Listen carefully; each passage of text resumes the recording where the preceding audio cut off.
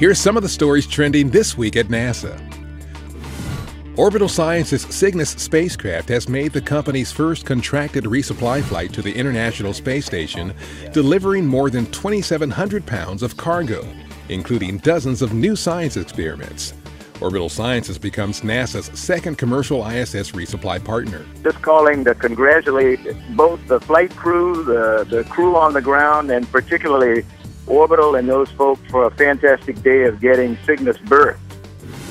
Administrator Charlie Bolden made his congratulatory call to the NASA and Orbital teams while visiting Michoud Assembly Facility with Senator David Vitter of Louisiana. The pair was updated on construction of the manufacturing facility that will produce the massive core stage of NASA's Space Launch System and progress on launching the heavy lift rocket on its first flight test in 2017. At Marshall Space Flight Center, the flight software and avionics hardware for the SLS were integrated and powered for testing as part of a milestone known as First Light. The milestone enables early testing to help ensure the units communicate with each other as designed. Avionics tell the rocket where it should fly and how to stay on course. The SLS avionics and the flight computer will be housed in the completed rocket's core stage. Charlie Bolden visited Glenn Research Center, where Director Jim Free showed the administrator some of the latest advanced space propulsion technologies the center is developing.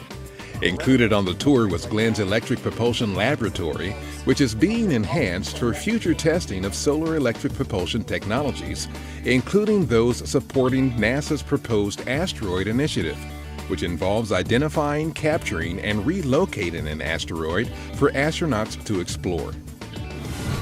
NASA's TDRS-L, the second of three next-generation tracking and data relay satellites, was encapsulated into its payload fairing at the Astrotech Processing Facility near Kennedy Space Center in Florida and later moved to Cape Canaveral Air Force Station in preparation for its January 23rd launch. TDRS-L and its predecessors provide tracking, telemetry, command, and high-bandwidth data return services for NASA science and human exploration missions orbiting Earth. Administrator Bolden participated in the Martin Luther King Jr. Day of Remembrance at NASA headquarters. The annual event, sponsored by the headquarters chapter of Blacks in Government, featured several speakers and celebrated the continuing impact of Dr. King's work and philosophy. And that's what's up this week at NASA.